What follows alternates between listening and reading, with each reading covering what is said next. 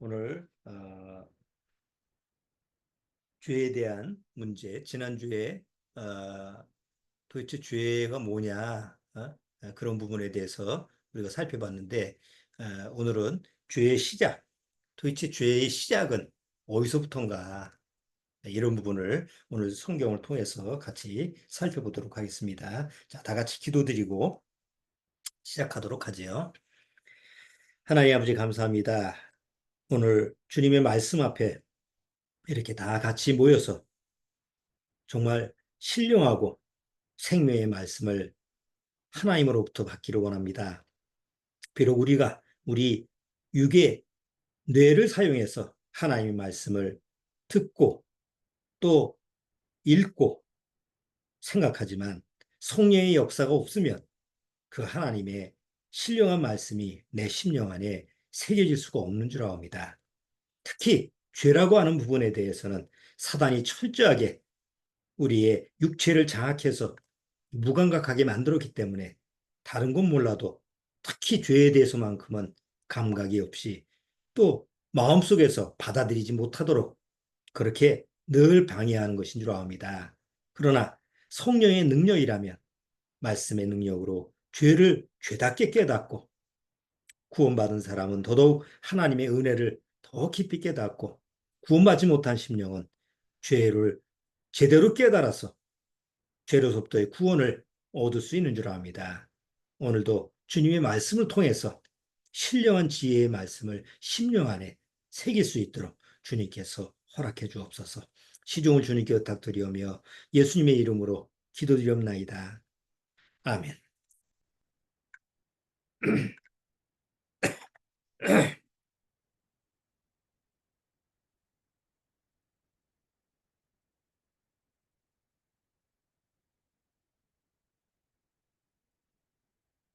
자, 죄의 시작점은 어디서부터 시작될까요? 물론 세상 사람들이 죄에 대해서 뭐 관심을 갖고 뭐 죄에 대해서 연구를 하고 뭐 그러지는 않습니다. 여러분들이 서점에 가서 큰 책방에 가서 찾아보시면 뭐 세상 모든 뭐 여러 가지 책, 뭐 별로 책은 다 있죠. 그런 부분이 다 있어도 죄를 다루는 부분은 극히 제한적입니다. 특히 기독교 종교 이런 부분에 대해서 조금 죄에 대한 부분을 다루는 책이 있지. 그것도 뭐 아주 미미한 부분이죠. 그만큼 사람들이 죄에 대해서는 별로 관심이 없고. 근데 이상한 일이에요. 우리가 세상에 보면 관심 있는 부분에 대해서는 사람들이 굉장히 많이 부각을 하잖아요. 예를 들어서 요즘 같은 때 먹는 거에 관심이 있다. 그러면 텔레비전에 보면 매 채널 틀어보면 다 먹는 프로잖아요. 뭐 프로그램이 다 먹는 거하고 연관돼 있잖아요.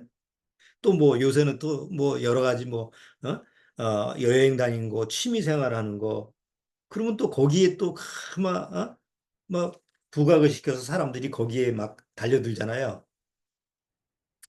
요새 이제 올림픽 기간이니까 파리 올림픽인데 뭐 그 올림픽은 그 뭐 매일 텔레비전 틀으면 올림픽에 관련된 그런 내용이 나오니까 관심을 안 가질 수가 없어요. 우리가 하루 일상, 하루 일상, 아침에 일어나서 잠잘 때까지의 우리 일상생활을 보면 다 뭐하고 연관되어 있냐면 죄하고 연관되어 있습니다. 입만 벌리면 죄가 나오고, 거짓말이 나오고, 또 남을 속이는 말이 나오고, 남 상처 주는 말이 나오고, 그렇죠? 우리 행동도 그렇고, 요즘같이 또 그냥 무더위 아주 그냥 짜증나고, 더운 날에는, 그냥 사람들 마음속에서 다 뭐 분노가 있어서, 뭐 어쨌든 뭐 서로 사람과 사람끼리의 관계 속에서도 아주 험악한 그런 상황이 많이 벌어지잖아요. 그러니까 하루 일상 보면 다 죄하고 연관되어 있는데 이상하게 그 죄에 대해서는 사람들이 전혀 무관심해요. 무감각해요. 그러니까 생각도 안 하죠. 그렇죠? 먹는 거를 이렇게 먹는 거를 하면서 어, 인터넷 연결이 조금 불안정하다는데 잘 나오고 있어요? 잘 안 나옵니까? 괜찮아요? 이게 TV하고 연결시켜가지고 그런 것 같아요.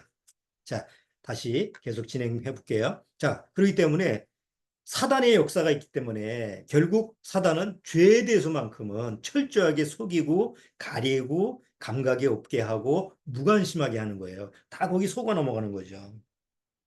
또 구원받았다 하더라도 죄에 대해서 조금 이렇게 나는 죄에 대해서 아는 것 같다고 하면서도 이상하게 둔해지는 신앙생활하면서 죄에 대해서 둔해지는 그런 모습이 있어요. 그러다 보면 내 안에 은혜가 왕노릇하지 못해요. 뭐 죄에 대해서 둔해진다고 해서 구원이 취소가 되는 게 아니라 죄에 대해서 둔하고 점점 무감각해진다고 한다면 문둥병 같은 모습이잖아요. 근데 오히려 사도 바울이 뭐라고 그랬어요? 저 죄가 더한 곳에 은혜가 넘친다. 죄가 더한 곳에 은혜가 넘친다라는 건 죄를 많이 지란 얘기가 아니죠. 내가 죄에 대해서 예민하고 아주 제 죄에 대해서 더 세밀하게 그 죄에 대해서 접근하면 할수록 하나님의 은혜가 나한테 더 왕노릇한다. 이런 말씀이잖아요.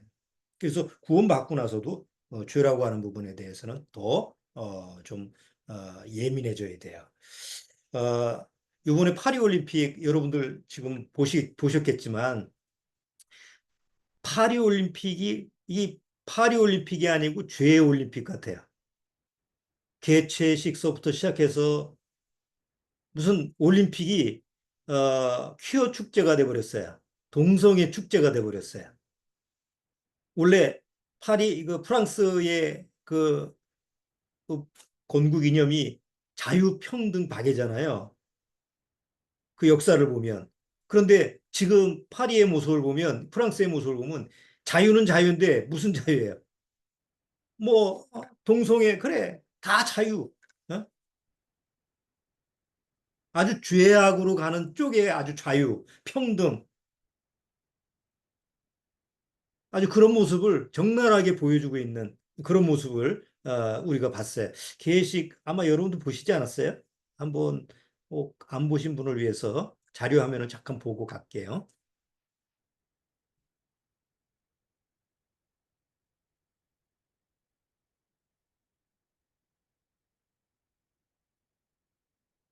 여기 한번 보시면 역대 올림픽 중에서 뭐 이런 표현을 한 적은 없었던 것 같아요. 이뭐 벌거벗고 거의 벌거벗고 나와서 뭐라고 어?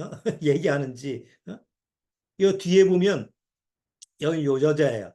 요 사람들은 다 남자예요. 남자가 여자 분장을 한 거예요. 근데 요 뒤에 화면이 뭐를 연상시키냐면 예수님이 열두 사도하고 최후의 만찬, 최후의 만찬한 그 그림이 있었잖아요. 자, 그런데 그거를 카피해가지고 여기 여자가 마치 예수님의 형상처럼 이 동성애자예요. 그리고 이 주변에 남자들이 요 여자아이 빼놓고 다 남자들이 여자 분장을 해서 열두 사도의 그런 모습을 취하는 거예요. 물론 프랑스에서는 이게 자유의 한 모습이다. 뭐 우리는 다 평등하다. 뭐 남자가 여자를 여자가 남자 모습을 해도 다 그게 하나님 앞에서는 뭐 평등한 거 아니냐 이런 식으로 해서 어, 뭐 재해석을 했는지 이런 모습을 보여주지만 그것 때문에 요새 난리죠. 뭐 어? 기독교에서도 날리고 또 종교를 안 가지고 있는 사람들도 아이고 역겹다 뭐 이런 식의 비판을 계속 쏟아내고 있는데 아랑곳하지 않아요. 뭐 우리 표현의 자유가 있는데 왜 뭐라고 하느냐. 또 사진을 하나 보면 또 상징적인 게 하나 있는데요. 파리의 그 세느강을 개최를 할 때 마리아나다에 이 청동색 이 청황색 말인데 이 청동으로 만든 말인데 여기서 가면을 쓴 그 여자가 올림픽 그 휘장을 두르고 그리고 그 세느강을 계속 달려가는 모습을 보여주더라고요. 그 하필이면 왜 이런 형상을 해서 만들었을까? 요한계시록에는 그 마지막 때 청황색 말이 어, 달리면서 온 세상이 죽음에 처하는 그런 모습을 보여주는데 마치 그런 것을 연상시키는 그런 그 퍼포먼스가 이번에 올림픽 주님께서 이렇게 보여주고 있는 거예요. 자, 물론 뭐 올림픽 준비하면서 그럴 수도 있지. 우리가 그렇게 생각할 수도 있어요. 그러나 이 세상은 사단이 주관하는 세상이잖아요. 그렇기 때문에 세상이 어떻게 이루어지고 있느냐, 앞으로 어떻게 될 거냐, 이런 부분에 대해서 하나님도 예표를 해서 미리 보여주시지만 사단의 역사가 내가 이렇게 세상을 장악하고 있다. 내가 세상을 이렇게 이끌어갈 거다라고 하는 것을 보여주고 있는 모습이기도 해요. 마치 소돔과 고모라의 모습을 보는 것처럼. 이게 보통 일이 아니에요. 그냥, 그래, 뭐, 저럴 수도 있지. 이렇게 넘어갈 문제가 아닌 것 같아요. 하여튼 어쨌든 간에 제가 아까도 얘기했잖아요. 정말 마지막 때 주님이 언제 오실는지 모르지만 정말 너무 가까이 왔다라고 생각해도 뭐 그게 절대 무리는 아니에요. 우리가 내일 오실 거다라고 생각을 해도 내일 안 오시고 10년 뒤에 오신다고 해서 우리가 손해 볼 게 뭐 있어요? 우리는 구원받고 나서 주님과 늘 동행하는데. 그러니까 차라리 주님과 동행을 하면 마음 자세가 오늘이라도 당장 오셨으면 좋겠다. 어? 빨리 오셨으면 좋겠다. 정말 구원받은 사람은 이런 마음 상태지. 아유, 10년 뒤에 오시면 얼마나 좋을까. 이런 마음 상태라고 한다면 뭔가 마음 자세가 세상에 가 있는 거 아니에요? 물론 뭐 할 일이 세상에 얼마나 많은지 모르겠지만 결코 그게 뭐 하나님 앞에서 뭘 하나님을 위한 뭘 하겠다. 그래서 주님이 늦게 오셨으면 좋겠다. 이렇게 생각하지는 않을 거예요, 절대. 자기 육신의 어떤 그 욕심, 정욕 이런 것 때문에 아이고 이런 것도 못 누리고 다 그런 마음 때문에 주님이 더디어 오셨으면 좋겠다. 이런 마음일 거 아니에요. 그렇기 때문에 정말 구원받고 우리가 이런 되어지는 상황을 보면 정말 주님이 곧 오신다고 그랬는데 정말 빨리 오셨으면 좋겠다. 그렇잖아요. 올해처럼 이렇게 더운 때를 경험해보지 못했잖아요. 처음 경험해본 더위예요. 다 전 세계 사람들이. 그럼 올해 그렇다면 내년에는 나아질까요? 지금보다 더 심하지? 정말 심각한 문제예요. 날씨만 더운 게 문제가 아니잖아요. 날씨가 더우면 뭐가 안 돼요? 곡식이 안 돼요. 농사가 안 된다고. 지금 뭐 날씨가 너무 더우니까 저도 그 텃밭하고 이렇게 하지만 그 텃밭에 그 열매들이 잘 안 열려. 전에처럼. 그럼 농사가 안 되면 먹을 것이 없죠. 전 세계 인구가 식량난에 벌어지면 어떡할 거예요? 먹을 것이 없는데. 그러면 요한계시록에 나온 그 마지막 때 예언처럼 하루 벌어가지고 그냥 한 끼 먹어야 될 그런 상황이 벌어지는 거예요. 지금 그렇게 가고 있는 거예요. 그러니까 그런 때니까 우리가 긴장감을 늦추지 말아야 돼요. 그냥 뭐 언젠간 오시겠지 이러지 말고 그렇게 멍하니 있다가 미련한 다섯 처녀처럼 되지 말고 슬기로운 다섯 처녀처럼 항상 신랑이 오실 때를 기다리시는 이런 자세가 되었으면 좋겠어요. 자, 이제 다시 본론으로 들어가서 과연 죄의 시작점은 어딜까요? 세상에서는 어, 각자 나름대로의 해석법이 있어요. 불교에서는 무명이라고 그래요. 죄의 시작은 불교에서도 죄라고 하는 거에 대해서 죄가 없다. 이렇지 않아요. 오면이 죄가 나오니까. 근데 불교에서는 무명이라고 그래서 우주의 진리를 알지 못하고 참된 실상을 보지 못하는 그런 상태를 어, 이게 무명이라고 그러는데 그런 원인 때문에 사람들 안에 번뇌가 백팔번뇌 아시죠? 수많은 번뇌 그런 생각 때문에 그런 번뇌 때문에 죄가 시작됐다라고 설명을 해요. 도대체 뭔 소린지 하여튼 뭐 나름대로 설명을 열심히 하는데 그게 죄의 시작이라고 그래요. 철학자들은 뭐라고 하느냐면 인간의 이성적 판단과 그다음에 도덕적 결함 때문에 죄가 시작됐다고 해석을 하지만 그게 죄의 시작점은 아니잖아요. 그럼 죄가 어디서부터 시작됐는지 그걸 뭐 아주 그냥 속 시원하게 얘기를 하지 못하잖아요. 과학은 인간이 진화되면서 문화와 사회를 발전시키면서 그와 더불어 죄가 발생하기 시작했다. 이렇게 해석을 해요. 다 사람들이 그래. 그렇게 해석하는 게 맞지 이렇게 생각을 해요. 그러면 한번 생각을 해보세요. 그럼 인간이 진화가 되면서 죄가 시작됐다고 한다면 우리가 진화론을 보면은 우리 인류가 그전에는 짐승이잖아요. 동물이잖아요. 뭐 침팬치나 오랑우탄이나 이런 종류, 이런 종류로서부터 호모 사피엔스가 이제 됐고 그 다음에 이제 인류가 됐다라고 설명을 하는데 근데 과학자들은 동물한테는 죄가 없다 그러거든요. 우리가 우리의 그 조상이 진화론으로 얘기하면 어떤 그 동물이라고 한다면 그 왜 동물은 죄가 없고 그 이후에 인간은 죄가 있는지 그 설명을 못 해요. 자, 그렇기 때문에 죄의 시작은 어디냐? 어떤 종교도 그런 부분에 대해서 다루질 않지만 굳이 설명을 해도 뭐속 시원하게 죄의 시작이 이렇게 됐구나라고 설명을 못 하는데 성경은 명확하게 해요. 물론 사람들은 야 그런 소리가 있어. 그렇게 받아들이질 않지만 성경처럼 죄의 시작이 어디서부터 시작됐느냐라고 하는 것을 확실하게 이렇게 규명하는 데는 없어요. 그래서 이제 종교 중에서 기독교하고 이슬람교는 아담과 하와서부터 죄가 시작됐다. 이렇게 이제 설명을 하죠. 여러분 잘 아시는 원죄 아시죠? 원죄. 기독교에서 얘기하고 있는 뭐 천주교에서도 얘기하고 기독교에서도 얘기하는데 바로 원죄가 죄의 시작이다. 자, 근데 대다수 교회 나가는 분들이 그럼 그 원죄가 나하고 무슨 관계가 있냐? 그거는 받아들이지 못하는 거예요. 원죄라고 한다면 아담이 우리 최초의 조상인 아담이 지은 죄가 원죄인데 아담과 하와가 지은 게 원죄인데 그러면 아담과 하와가 진 죄지 그게 왜 내가 진 죄냐? 그래서 연결을 못 시키는 거예요.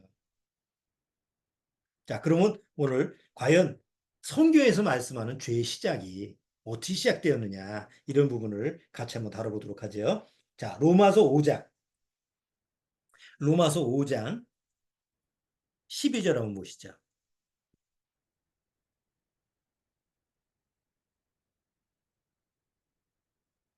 로마서 5장 12절.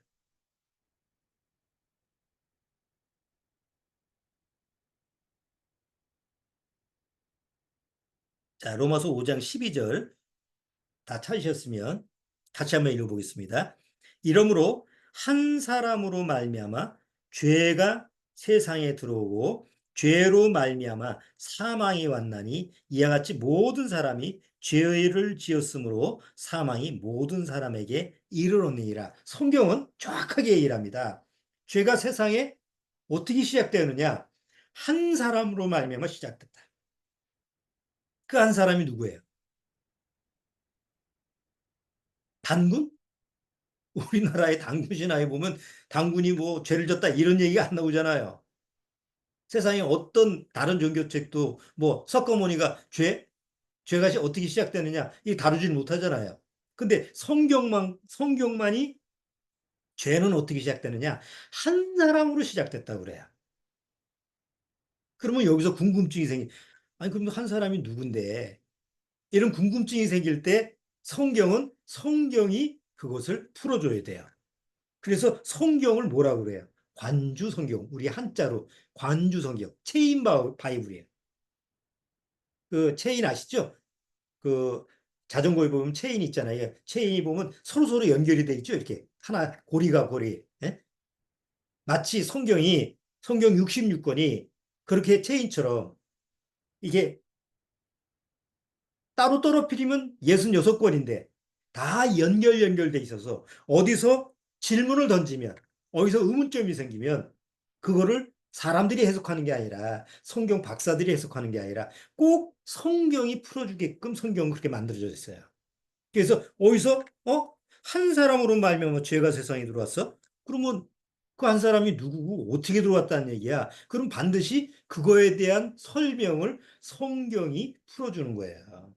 그렇죠? 그래야만이 사람들이 성경을 보면서 아, 이렇구나. 이렇게 해서 죄라는 게 들어왔구나라는 걸 깨달을 수 있기 때문에. 자, 창세기 3장을 보시면 그 한 사람이 누구냐라고 하면서 어떻게 죄가 들어왔는지 정확히 설명을 하죠. 창세기 3장을 한번 보세요.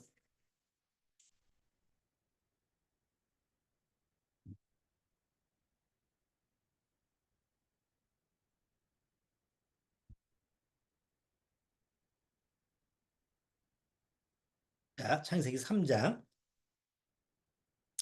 여호와 하나님이 지으신 들짐승 중에 뱀이 가장 간교하더라. 여기 보면 뱀이라는 존재가 나타납니다. 이 뱀이라고 하는 것은 실제로 눈에 보이는 뱀의 형상인데 이것은 사단의 어떤 모습이에요.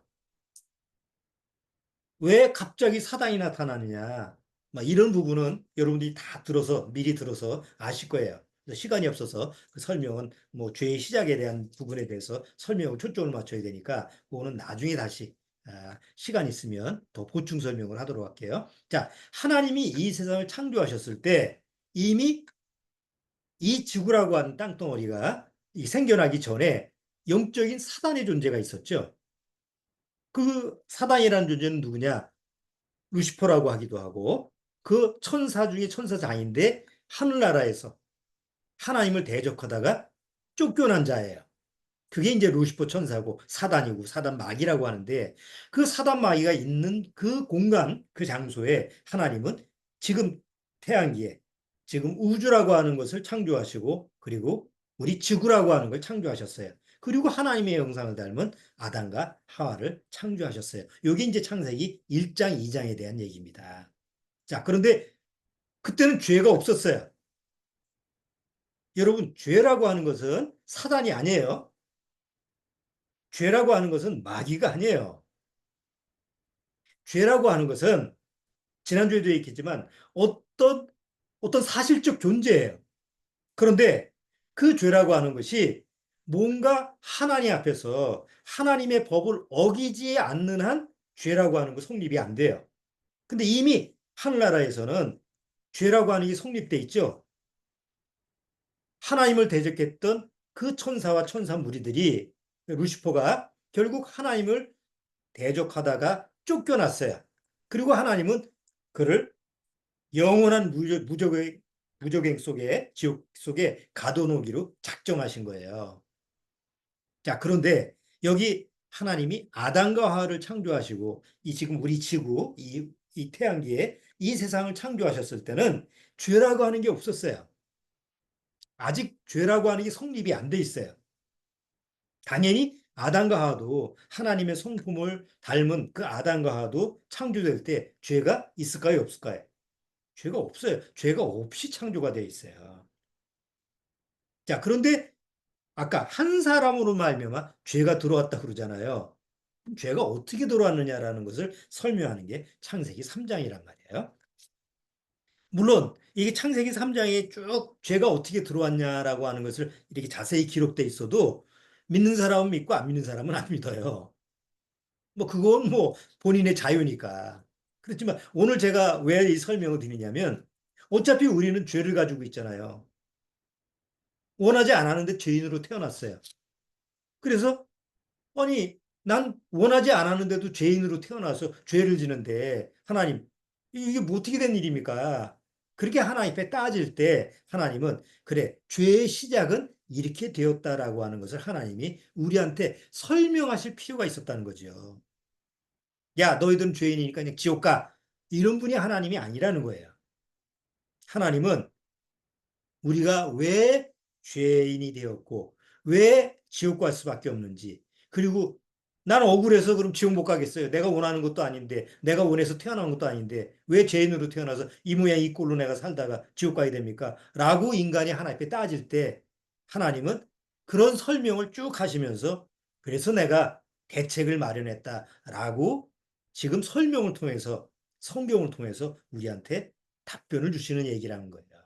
믿든 안 믿든 하나님은 그거에 대한 인간에 대한 질문에 대해서 인간이 따지는 거에 대한 설명을 해 주시는 것이 창세기 3장이에요. 자, 그걸 그렇게 생각하고 들으시면 돼요. 아마 이해하려고 하지 말고 그걸 뭐 어떻게든지 내가 한번 깨달아 보려고 하고 이런 생각이 필요 없어요. 성경이 기록되어 있으면 그렇구나 하면 되는 거예요. 물론 구원받아야만이 가능한데 어쨌든 3장 다시 설명을 해볼게요. 여호와 하나님이 지으신 들짐승 중에 뱀이 가장 간교하더라. 뱀이 여자에게 물어가로되 하나님이 참으로 너희더러 동산 모든 나무의 실과를 먹지 말라 하시더냐? 자, 여기 보면 아담한테 뱀이 접근하지 않고 사단의 어떤 모습이 뱀의 탈을 뜬 사단이 굉장히 지혜롭잖아요. 그 뛰어난 그 사단이 왜 아담한테 먼저 가서 얘기하지 않고 유혹하지 않고 하와한테 갔을까요? 바로 인간의 약점을 알기 때문에 그래요. 무슨 약점? 아담은 책임자이기 때문에 만약에 아담한테 사단이 뱀이 가서 야 하나님이 이거 먹지 말라고 그랬어? 그러면 아담은 뭐라고 그랬을까요? 책임자이기 때문에 야 너 누구야? 하나님이 이거 먹지 말라고 하는데 왜 먹으라고 그래? 아마 대번 그렇게 했을 거예요. 그런데 사단은 교묘하게 하와한테 간 거예요. 책임이 없는 하와한테 간 거예요. 물론 하와는 아담을 통해서 그 모든 얘기를 들었죠. 왜? 여기 2장에 하나님이 뭐라 그랬어요? 2장에 보면 여기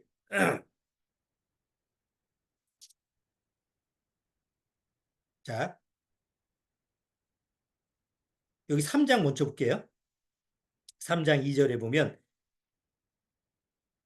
여자가 뱀에게 말하되 동산 나무의 실과를 우리가 먹을 수 있으나 동산 중앙에 있는 나무의 실과는 하나님 말씀에 너희는 먹지도 말고 만지지도 말라 너희가 죽을까 하노라 하셨느니라. 여기 이제 하와가 이렇게 얘기하는 장면을 이렇게 쭉 보게 되면 뭔가 하와가 뱀하고 대화하는데 그게 얘기가 맞나? 라는 의문점이 들 수 있어요. 그러면 그 앞에 하나님이 아담한테 무슨 얘기를 하셨는지 확인하면 되죠. 그렇죠? 자, 여기 한번 2장으로 보세요. 자, 2장 16절 보세요. 여호와 하나님이 그 사람에게 명하여 가라사대. 자, 여호와 하나님이 그 사람에게예요. 단수예요. 그 사람들이 아니에요. 그 사람에게가 뭐예요? 사람에게. 아담에게예요. 그 사람에게 자, 다시 한번 16절 보세요. 여호와 하나님이 그 사람에게 명하여 가라사대 때 동산 각종 나무의 실과는 내가 임의로 먹되 선악을 알게 하는 나무의 실과는 먹지 말라. 내가 먹는 날에는 정령 죽으리라 하시니라. 여기 아담한테 한 얘기지 하와한테 한 얘기가 아니에요. 왜? 아담이 책임자니까. 그렇죠? 하와는 아담의 갈비뼈를 취해서 나온 사람이잖아요. 그러니까 대표가 아담이에요. 그래서 하나님은 아담하고 얘기하신 거예요. 자, 그런데 아담한테 뭐라고 얘기했어요? 에덴 동산 거기에는 모든 거는 네가 다 먹되 내가 명령한 저 나무만은 그게 선악을 알게 하는 나무예요. 저 나무는 먹지 말라. 그게 이제 유명한 선악과죠. 뭐 선악과라는 게 없어요. 성경에는 선악을 알게 하는 나무다. 이렇게 성경에는 기록돼 있죠. 자, 그런데 아담은 그 말을 마음에 뒀을 거 아니에요. 그런데 하와는 한 다리 한 건너 들은 거예요. 그렇기 때문에 뭔가 그거에 대한 책임감이 없어요. 여러분, 우리가 누가 다른 사람이 나한테 너 이거 비밀이야? 그러면 내가 직접 그 사람한테 비밀을 들었다고 한다면 너 안 지키면 너 큰일 나. 그러면 누설 안 하죠. 그런데 그 비밀을 한 다리 건너서 누구한테 얘기를 했어. 그럼 그 사람은 마음이 어떤 마음이 가져요? 별 책임이 없어요. 그냥 전해서 들은 거니까. 그러니까 아무한테나 쉽게 얘기할 수 있죠. 그런다가 한 다리 건너면 말이 더 붙어지잖아요. 우리가. 그렇죠? 내가 누구한테 들었어. 야, 이거 아무개가 뭐 이랬다라더라. 저랬다더라. 이 얘기를 들었는데 내가 비밀이라고 하는데 이거 그냥 입이 간지러워가지고 또 누구한테 얘기를 하게 돼. 얘기를 하면 꼭 어떻게 해요? 거기다가 자기 생각을 또 덧붙이잖아요. 예? 누가 아무개가 어디 길에 가다가 아이고 차에 부딪혀가지고 아주 큰일 날 뻔했어. 죽을 뻔했어. 그런데 내가 그 얘기를 듣고 나서 몇 달이 건너가면 그 다음에 그 사람 뭐 있어요? 죽어 있어. 아이고 그 사람이 차 사고가 나서 죽었대. 사람 말이라는 게 이렇게 덧붙여 있잖아요. 여기 창세기 3장에 보면 그런 모습이 담겨 있는 거예요. 하와가 뱀하고 대화를 하면서 원래 하나님이 아담한테 한 말이 이상하게 와전이 된 거예요. 보세요. 3절에 3장 3절 다시 보면 여자가 뱀에게 말하되 동산 나무의 실과를 우리가 먹을 수 있으나 동산 중앙에 있는 나무의 실과는 하나님의 말씀에 너희는 먹지도 말고 만지지도 말라. 만지지도 말라는 말을 언제 했어요? 여기 2장 16절 보세요. 하나님이 너 만지지도 말라는 말을 했어요? 안 했어요? 한 적이 없어요. 그런데 하와는 하나님의 말씀에 먹지도 말고 만지지도 말라라고 했어. 이렇게 자기 생각을 덧붙이는 거예요. 자, 죄의 시작이라는 것은 제가 왜 이렇게 상세하게 설명을 드리냐면 죄의 시작이라고 하는 것은 어떤 행위를 했기 때문에 죄가 시작되는 게 아니에요. 아직 열매를 따먹은 건 아니죠. 하와가 지금 아직 먹었어요, 안 먹었어요? 아직 안 먹었습니다. 여기 보세요. 3절에 동산 나무 중앙에 있는 나무의 실과는 하나님 말씀에 너희는 먹지도 말고 만지지도 말라 너희가 죽을까 하노라 하셨느니라. 뱀이 여자에게 이르되 너희가 결코 죽지 아니하리라. 너희가 그것을 먹는 날에는 너희 눈이 밝아 하나님과 같이 되어 선악을 알 줄을 하나님의 아심이니라.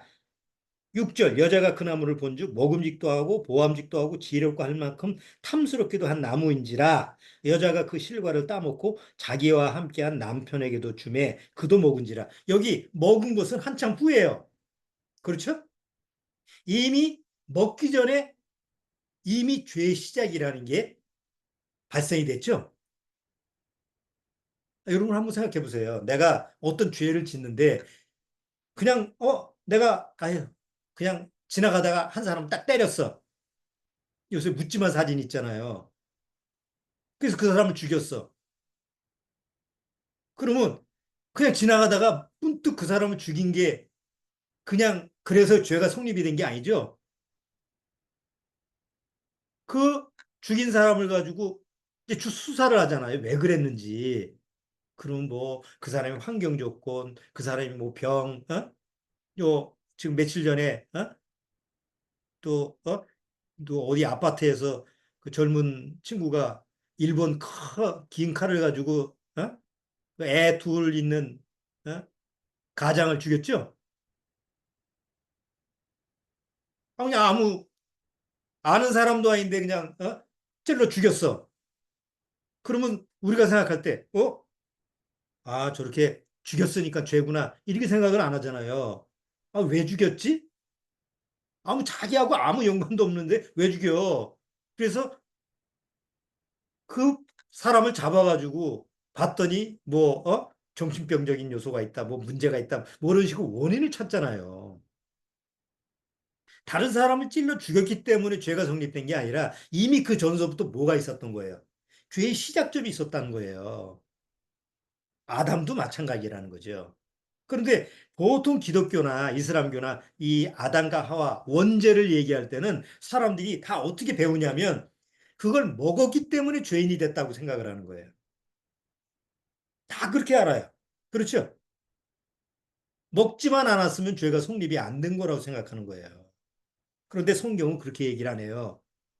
이미 선악을 알게 하는 나무를 먹기 전서부터 죄가 시작된 거예요. 그러면 그 죄가 뭐냐? 바로 사단과 뱀과 대화를 하기 시작하는 그것서부터 이미 죄가 시작된 거예요. 그럼 죄의 원인은 어디예요?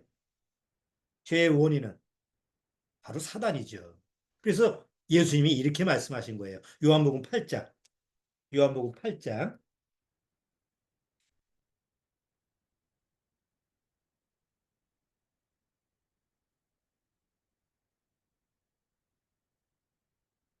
요한복음 8장.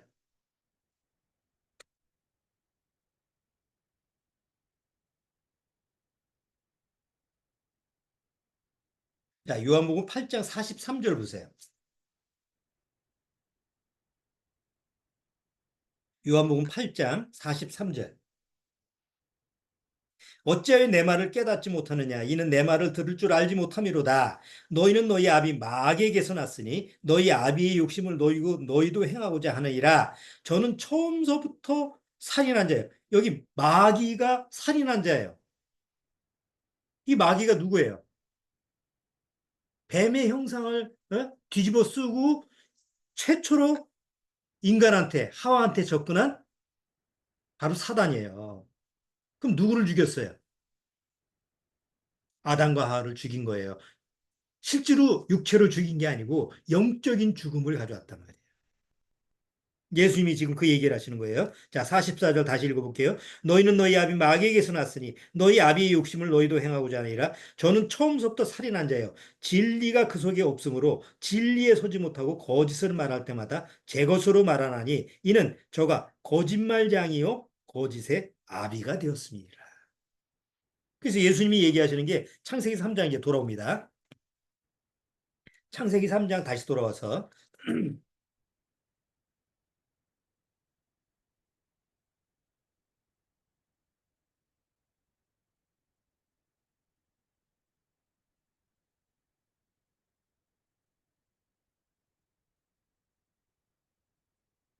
자, 창세기 3장 에덴 동산에 아담과 죄가 없는 아담과 하와가 있었는데 바로 죄의 원인자인 죄의 바이러스를 가지고 있는 사단이 뱀의 형상을 입고 인간한테 사람한테 접근을 해서 뭘 넣어준 거예요? 죄의 바이러스를 넣어준 거하고 똑같은 거예요. 여러분 우리가 코로나 때 코로나 어떻게 걸렸어요? 코로나가 그냥 전 세계에 번졌잖아요. 어떻게 갑자기 그렇게 번지게 되죠? 사람과 사람끼리 대화를 나누거나 아니면 같이 이렇게 서로 만나면서 코로나가 번졌죠? 뭐가 들어온 거예요? 바이러스가 들어와서 그런지 코로나 바이러스가 들어왔기 때문에 막 전염이 돼서 온 세상이 난리가 난 거 아니에요. 그것처럼 죄가 없었던 그 에덴 동산에 죄의 바이러스를 가지고 있는 사단이 교묘히 들어와 가지고 그리고 죄의 바이러스를 사람한테 죄가 없는 사람한테 주입시킨 그게 창세기 3장의 얘기예요. 그러니까 뱀하고 대화를 나누지 말았어야 되는데 뱀하고 대화를 나눈 그 상태가 이미 죄의 시작이 된 거죠. 하와가 뱀하고 얘기를 하면서 뱀은 그 사단은 무슨 계획을 가지고 있어요? 첫 번째는 하나님을 대적하다가 쫓겨났잖아요. 왜냐하면 하나님의 상대가 안 되지. 그런데 사단이 가만히 생각해 보니까 자기가 있는 공간에다가 우주를 만드시고 뭘 만드시고 보니까 가만히 보니까 사람이라는 존재를 만드는데 정말 하나님이 사랑하는 하나님의 형상을 닮은 어떤 존재를 만든 거예요. 그러니까 사단이 생각할 때는 그래 하나님을 대적해서는 졌지만 저 인간을 이용해서 인간을 속여 먹어가지고 내가 하나님을 다시 대적해야 되겠다. 그래서 무슨 계획을 세우느냐? 내가 품었던 마음, 내 욕심 뭐예요? 피조물이 하나님같이 되려고 하는 그 계획을 하나님의 형상을 닮은 하나님이 창조한 인간으로 하여금 똑같이 인간 안에다가 죄의 바이러스를 넣어서 마치 하나님처럼 되게 만드는 그런 죄의 계획을 세운 게 사단의 계획이었던 거예요. 그 계획을 창세기 3장에 자세히 기록한 거죠. 자, 여자가 죄의 바이러스가 들어왔어요. 그리고 서서히 안에서 작동이 시작되는 거예요. 그럼 뭐 어떻게 되냐? 마음이 서서히 부풀어지면서 처음에는 아담만이 책임자였는데 사단하고 뱀하고 얘기를 해보니까 자기도 책임자인 것 같이 생각되는 거예요. 갑자기 마음에서. 아담이 책임자고 하나님하고 독대해서 하나님 말씀을 듣는 사람은 아담, 우리 남편 아담인데 저 뱀하고 얘기를 하는 거 보니까 나도 똑같은 평등이네. 요새 남녀 올림픽에서 보여준 것처럼 남녀 평등이 아니고 이제는 뭐 동성 간에도 뭐 그런 식의 마음이 부풀어지니까 이제는 나도 뭔가 되는 것 같은 착각을 일으키면서 만지지도 말라는 말을 덧붙이는 거예요. 하나님의 말씀에 하나님의 말씀에 먹지도 말라고 했지만 만지지도 말라. 그러니까 사단이 그래 너 이제 넘어왔어. 죄의 바이러스가 이제 하와에 다 퍼지는 거예요. 그러니까 거기다 쐐기를 박아야죠. 하나님이 왜 먹지 말라고 한 줄 알아? 니들이 하나님이 될까 봐 그런 거야. 먹어봐. 어떻게 되나? 그러니까 하와가 남편한테 물어보지도 않고 덥석 먹었죠? 자기도 하나님 같이 될 것 같이 착각 속에. 그거 먹고 누구도 줬어요. 자기만 먹은 게 아니라 아담한테 준 거예요. 그러면 아담은 왜 홀가닥 넘어갔을까? 아담은 책임자인데도 불구하고 하나님 말씀보다는 누구 말을 더 믿은 거예요? 자기 아내 말을 더 믿은 거예요. 그렇죠? 대개 부부관계 이렇게 저 부부 생활하면서 나이가 먹으면 점점점 누구 말을 들어야 돼요? 살라면 마누라 말을 들어야 돼. 어쩔 수가 없어 그거는. 뭐 우리나라뿐만 아니라 전 세계적으로 다 만고의 법칙이야. 하나님보다는 자기 마누라 말을 들을 수밖에 없어. 마치 창세기 3장에 보면 그 죄의 역사가 그렇게 시작되면서 번진 거예요. 그러니까 아담과 하와가 먹었어요. 결국 하나님 말씀을 어겼죠. 근데 하나님은 창세기 2장에 뭐라고 그랬어요? 하나님이 아담 보고 너 먹으면 반드시 죽는다고 돼 있잖아요. 그런데 먹었는데 아담과 하와가 먹었어요. 그럼 죽어야 되잖아요. 근데 죽었어요? 안 죽었어요? 안 죽었어요. 그러니까 하나님이 네가 먹으면 죽는다라는 얘기는 육체의 죽음을 얘기하는 게 아니죠. 영적인 죽음. 다시 말해서 너하고 나하고는 이제 분리가 된다. 영적인 죽음을 얘기한 거예요. 그래서 하나님 앞에서 하나님 말씀을 어기고 아담과 하하가 그 선악과를 먹었기 때문에 결국은 하나님 앞에서 영적으로 죽은 자가 됐고 아까 요한복음에서 예수님이 뭐라고 했어요? 너는 사단 보고 너는 최초로 살인자 아니냐. 아담과 하와를 영적으로 죽이게 만든 거짓의 아비 네가 마귀 아니냐. 너희들은 그의 후손들이다. 이렇게 설명을 하시는 거예요. 여러분 이렇게 깔끔하게 성경에서 죄의 시작, 죄가 어떻게 우리한테 들어왔느냐라는 설명을 하는 데가 없어요. 성경밖에 없어요. 그런데 사단의 노예이기 때문에 이렇게 자세하게 상세하게 뭐 빼도 박도 못하게 설명을 해도 안 믿는 거예요. 이건 신화야. 이게 지어낸 얘기야. 이렇게 들어가는. 그리고 엉뚱한 데서 죄가 어디서 시작됐지? 아, 무명에서 시작됐다. 어? 어디 뭐 진화론을 해서 뭐 어떻게 갑자기 나왔다. 이런 설명은 밑도 끝도 없는 설명은 잘 받아들이면서 하여튼 상세하게 정확하게 한치의 어긋남도 없이 죄의 시작이 우리한테 한 사람으로 말미암아 죄가 들어와서 우리까지 죄가 와서 우리까지 죄의 사망으로 죄의 싹슨 사망이라는 그런 결과를 맞이했다라는 부분에 대해서 성경이 얘기하는 건 안 받아들이는 거예요. 다 거짓의 합인 사단의 노예가 됐기 때문에 그래요. 자, 계속 창세기 3장 보죠. 어떻게 됐는지 그 다음 보세요. 6절 여자가 그 나무를 본즉 보금직도 하고 보암직도 하고 지혜롭게 할 만큼 탐스럽기도 한 나무인지라 여자가 그 실과를 따먹고 자기와 함께한 남편에게도 주매 그도 먹은지라 이에 그들의 눈이 밝았어요. 눈이 밝아졌다라는 것은 바로 양심이 불이 들어온 거예요. 하나님 앞에서 하나님 말씀을 어겼으니까 뭐가 불이 들어왔죠? 양심에 문제가 생긴 거예요. 이 세상 눈이 밝아졌다는 게 아니고. 그래서 눈이 밝아지니까 자기들의 몸이 벗은 줄 알고 무화과 나무 잎을 엮고 치마를 하였더라. 왜 옷을 입었어요?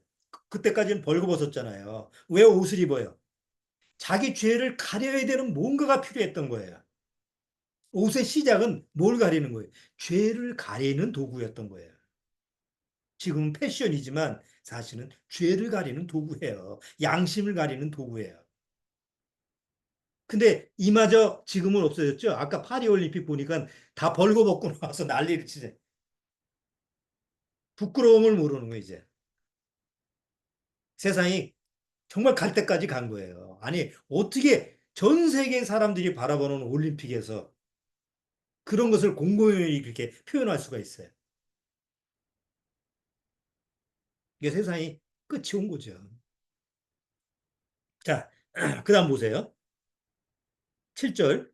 이에 그들의 눈이 밝아 자기들의 몸이 벗은 줄 알고 무화과 나무 잎을 엮고 치마를 하였더라. 그들이 날이 서늘할 때 동산에 거니시는 여호와 하나님의 음성을 듣고 아담과 그 아내가 여호와 하나님의 낯을 피하여 동산 나무에 숨은지라. 여러분 우리가 집에서 엄마 아빠하고 같이 있다가 아니 뭐 잘못 안 했으면 그냥 엄마 아빠 뭐 어디 나가서 들어오면 들어오셨어요 뭐 하고 아무 문제가 없잖아요. 근데 집에서 내가 뭔가 잘못한 게 있어요. 엄마가 규정하게 여기는 뭐 뭘 접시를 깨뜨렸다든가 아니면 뭐 하여튼 집에서 사고를 쳤어. 그러면 밖에서 엄마 아빠가 들어오는 소리만 들어도 어디에요? 뒤에다 숨죠? 잘못했으니까 숨잖아. 그렇죠? 똑같은 모습이에요. 아담과 하와가 죄가 있기 전에는 하나님 앞에서 부끄러움을 모르고 숨을 필요가 없었잖아요. 그런데 죄가 들어온 다음에 하나님 앞에서 죄를 지은 이후에는 하나님의 낯을 피해서 숨는 거예요. 구원받지 못한 사람의 특징이 뭐예요? 믿든 안 믿든 하나님이라는 존재를 부정하고 하나님의 낯을 피해서 그냥 숨어 다니는 거예요. 자기는 안 숨는 것 같아도 다 숨어 다녀요. 그래서 어두움 속에서 영적인 어두움 속에서 그렇게 사는 거죠. 그런데 하나님이 불러요. 자, 10절 보세요.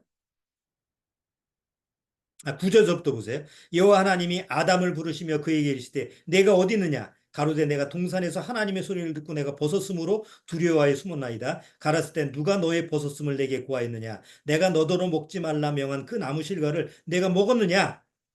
하나님 몰라서 묻는 게 아니잖아요. 아는데 물어보죠. 왜? 그 죄에 대해서 이제 드러내기 위해서. 그런데 아담의 모습을 보세요. 내가 너더러 먹지 말라 명한 그 나무 실과를 내가 먹었느냐? 아담이 가로되 하나님이 주셔서 나와 함께 하신 여자 그가 그 나무 실과를 내게 주므로 내가 먹었나이다. 아담이 누구 핑계를 대요? 하와 핑계를 댑니다. 그러니까 하나님이 하와 보고 하나님이 여자에게 이르시되 내가 어찌하여 이렇게 하였느냐? 여자가 가로되 뱀이 나를 꿰므로 내가 먹었나이다. 하와는 누구한테 탓해요? 뱀이 나를 꿰서 그렇다. 물론 맞는 말이에요. 실제로 그렇게 됐으니까. 그런데 여기서 자기는 책임이 없다는 거예요. 아담도 그렇고 하와도 그렇고. 그런데 우리가 아담과 하와의 후손이라는 걸 어떻게 알아요? 우리 안에 본성적인 성품 안에 똑같은 모습이 있다는 거예요. 실제로 세상 살아가면서 보세요. 내가 엄마 아빠한테 몰래 뭐 그릇을 깨뜨렸어. 귀중한 꽃병을 깨뜨렸는데 엄마 아빠가 와서 이거 누가 그랬어? 그러면 내가 그랬어요라고 하지 않잖아요. 시침이 딱 되고 나는 안 그런 척하고 있든가. 아니면 뭐 형이 있으면 동생이 그랬다고 그러고. 먼저 핑계부터 대죠? 다 세상 뭐 보세요. 뭐가 잘못되면 다 남 탓다. 정치도 그렇고 뭐 경제도 그렇고 우리가 사람 사는 사회적인 사람 관계 속에서도 다 남 탓하잖아요. 너 때문에 그런 거야. 예? 그 탓하는 그 본성이 어디서부터 온 거예요? 아담과 하와서부터 온 거예요. 그래서 본 적도 없는 조상이지만 우리가 아담과 하와의 후손이구나라는 걸 아는 거예요. 죄의 후손이구나. 뭐 부인할 수가 없어요. 부정할 수가 없어요. 그렇죠? 자, 그런데 나중에 아담이 자식을 낳죠. 사장해 보세요. 아담이 그 아내 하와와 동침함에 하와가 잉태하여 가인을 낳고 이르되 내가 여호와로 말미암아 득남하였다 하니라. 그가 또 가인의 아우 아벨을 낳는데 아벨은 양치는 자였고 가인은 농사하는 자였더라. 세월이 지난 후에 가인은 땅의 소산으로 제물을 삼아 여호와께 드렸고 아벨은 자기도 양의 첫 새끼와 그 기름으로 드렸더니 여호와께서 아벨과 그 제물은 연락하셨으나 가인과 그 제물은 연락하지 아니하시니라. 가인이 심히 분하여 안색이 변하니 여기 아담과 하와의 첫 번째 이제 후손으로 나오는 가인과 아벨, 아주 유명한 얘기예요. 하나님이 가인의 예물은 안 받아주고 아벨의 예물은 받아줬어요. 왜? 가인은 뭘 드렸어요, 하나님 앞에? 자기가 농사 짓는 사람이니까 제일 좋은 곡식을 드렸어요. 아벨은 목축하는 자였으니까 양의 첫 새끼를 드렸어요. 근데 하나님은 이상하게 땀 흘리고 애쓴 가인의 예물은 안 받고 아무것도 안 하고 그냥 새끼 난 거 아니에요? 자기가 새끼 난 게 아니잖아요. 자기가 키운 동물이 새끼를 낳는데 그거 하나님께 드린 아벨, 아무도 수고도 하고 땀도 안 흘린 아벨의 예물을 받아주니까 가인이 열을 받겠어요, 안 받겠어요? 가인이 열을 받지. 분노해서 안색이 바뀌니까 하나님이 가인한테 뭐라고 그래요? 자, 6절 보세요. 여호와께서 가인에게 이르시되 내가 분하여 하면 어찌미뇨 안색이 변하면 어찌미뇨 내가 선을 행하면 어찌 낯을 들지 못하겠느냐. 선을 행치 아니하면 죄가 문에 엎드리느니라. 죄의 소원은 내게 있으나 너는 죄를 다스릴지라. 이미 가인과 아벨 안에 뭐가 있다는 얘기예요? 죄가 있다는 얘기예요. 근데 하나님은 가인 보고 죄를 다스려라. 네 안에 죄가 있으니까 죄를 다스려야 된다. 이렇게 하나님이 말씀을 하시는데 가인은 그 죄를 다스리지 못하는 거예요. 죄의 종로로 타는 자죠. 죄의 노예가 돼버린 거예요. 그래서 결국 가인이 누구를 죽이는 거예요? 자기 동생 아벨을 죽이는 거예요. 왜? 왜 하나님은 나를 미워해? 아벨만 사랑하고. 자기 안에 죄를 깨닫지 못하는 거예요. 자기 안에 자기가 뭐가 문제인지를 모르는 거예요. 근데 아벨은 자기가 왜 죄인으로 태어났고, 죄의 시작이 어디서부터 왔고, 그리고 죄의 결과가 어떤 건지, 하나님 앞에서 죄의 문제는 어떻게 해결되는지 아벨은 알고 있었어요. 그래서 하나님의 해답을 주신 걸 알고 있었기 때문에 누구를 통해서 자기 아버지, 엄마, 아담과 하와를 통해서 들었기 때문에 그대로 자기 죄 대신 양의 첫 새끼를 희생제물을 드린 거예요. 여러분, 그 당시에는 텔레비전도 없어요. 라디오도 없어요. 별다른 취미 생활이 없었을 거 아니에요. 그러면 아담과 하와가 가인과 아벨 불러다 놓고 밤에 뭐 했겠어요? 무슨 얘기를 했겠어요? 동화 얘기했겠어요? 아마 아담과 하와는 그 가인과 아벨을 데리고 늘 하나님이 창조를 했는데 그 창세기 3장에 뱀이 오늘 갑자기 우리한테 오더니만 네 엄마한테 접근해가지고 이렇게 이렇게 해가지고 속여먹더니만 결국 우리로 하여금 하나님 말씀을 어기게 선악을 알게 나무를 먹게 했다. 그래서 우리는 에덴 동산에서 쫓겨났다. 지금도 저기 에덴 동산에 가면 화영검을 든 천사가 지키고 있어서 거긴 절대 가면 안 돼. 그런 얘기를 계속 얘기해 줬을 거예요. 안 그렇겠어요? 아담과 하와가 얼마나 충격적인 거예요. 하나님께서 죄를 어? 저지르고 그 죄의 시작점이 되고 그 후손들이 다 죄인이 된다라는 것을 아담과 하와가 알았다면 자식을 낳고 나서 뭘부터 얘기해 주겠냐고요. 그런데 카인과 아벨은 그 얘기를 들었는데 가인은 그 엄마 아버지가 아담과 하와가 그렇게 얘기했음에도 불구하고 무관해. 나는 내 방법대로 하나님 믿을 거야. 나는 내 방식대로 하나님 앞에 나아갈 거야. 그래서 열심히 농사져서 자기가 생각하기에 좋은 곡식만을 하나님께 드린 거예요. 하나님의 뜻하고 관계없이. 지금 대다수 구원받지 못한 세상 기독교인들, 종교인들 다 어느 방식으로 가는 거예요? 가인의 방식으로 가잖아요. 자기 노력, 자기 기도, 자기 열심, 봉사, 자기가 가인처럼 열심히 하면 하나님이 나를 기뻐하겠지. 근데 하나님이 안 받아주면 이를 갈고 하나님을 대적하는. 근데 아벨은 뭐예요? 하나님 앞에 아무것도 한 것도 없어. 그냥 하나님이 원하시는 대로 나는 하나님 앞에서 죄인으로 태어나서 죄인이 될 수밖에 없는데 하나님이 주신 방법대로 우리 엄마 아버지가 양 동물의 가죽을 벗겨서 그 가죽 옷을 지어 입히신 것처럼 나도 가죽 옷이 필요한데 바로 이 양의 죄 없는 동물의 피를 하나님 앞에 드리고 나는 대신 하나님 앞에서 죄를 용서받습니다. 라는 믿음을 가지고 살아가는 게 아벨이었단 말이에요. 그런데 그렇게 하나님 앞에서 올바른 믿음을 가지고 있는데 하나님의 뜻대로 가지 않는 자기 방식대로 사는 가인한테 뭘 당해요? 죽임을 당하는 거예요. 아담 이후의 인류의 역사에서 지금까지 똑같은 모습이 반복되는 거죠. 여전히 세상에는 가인과 같은 그런 방식으로 그게 종교예요. 가인의 종교가 정말 아벨의 믿음의 그 신앙을 핍박을 하고 죽이고 그 역사가 지금까지 흘러내려온 거예요. 그런데 가인의 후손은 다 어떻게 됐어요? 어느 날 물의 심판으로 다 멸망했죠.